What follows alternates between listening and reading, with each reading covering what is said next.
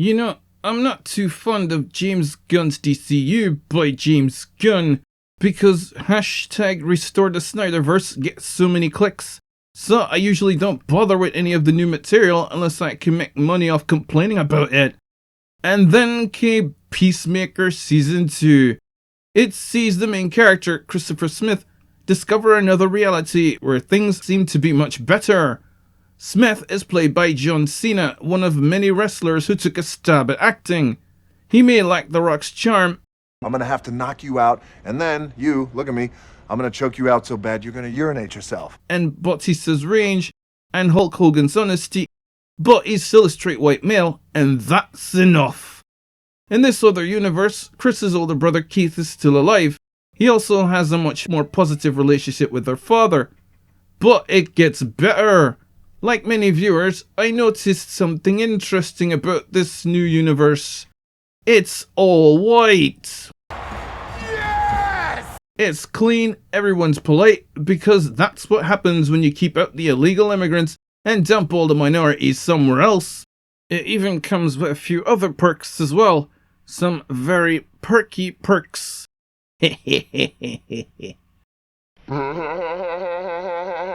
And when freedom of speech is infringed upon, just look at what they can say.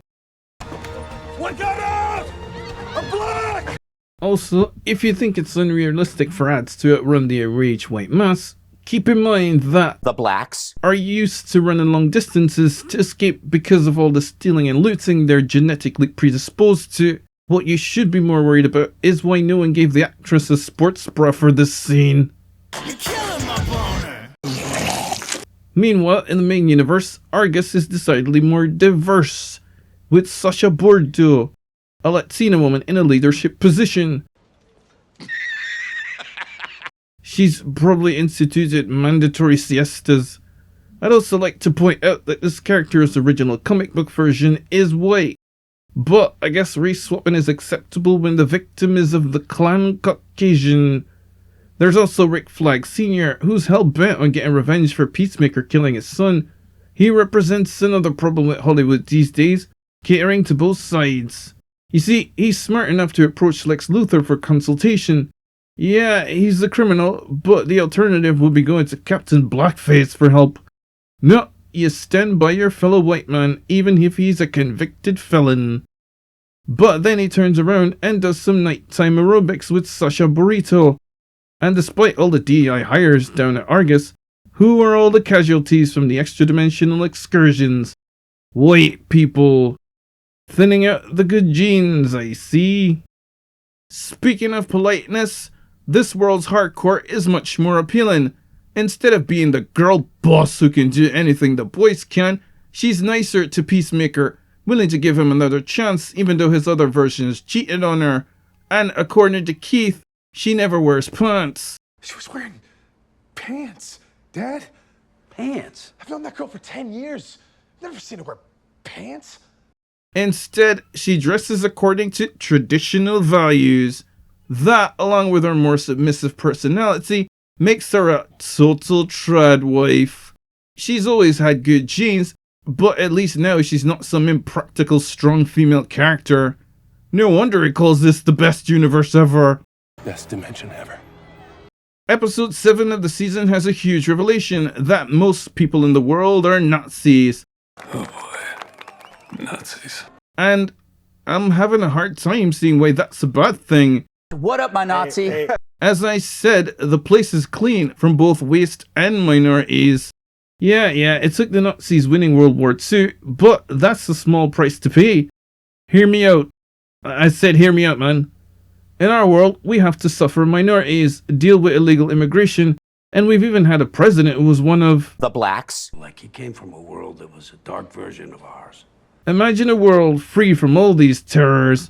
Well, you don't have to, because that's exactly what Earth X is. Best dimension ever. You know, it's the kind of world where just stop the good people of Ice can finally rest and watch the sun set on a grateful universe. Just smell that pure white supremacy. So you're not making much of a compelling argument for me to hate the place, James? Not please. But since Brie Larson and her woke lefties must have their way, we're supposed to believe this place is evil, even though everything we've seen so far proves the opposite. You serious? And since feminism must rear its ugly mascara-painted head, a straight white male must be sacrificed at the altar of woke. There was absolutely no reason to kill Augie. On top of that, Keith's beautiful white face is horribly scarred by Eagly, as if the very symbol of America would somehow lift a finger against this Nazi paradise. But not to worry, dear viewer. The way these things go, Keith will appear again in a later season seeking revenge for his father's death. You killed my father. Prepare to die. Last call before I close for the night. In the end, Peacemaker Season 2 had the potential to be groundbreaking television if it hadn't tried so hard to present the Nazi Earth as anything other than perfect. Best dimension ever. It really makes you reminisce about better times. As a matter of fact, I'm gonna go watch Predator again. Ah, Predator. Things were much simpler back then. Alright, story's over. Get out.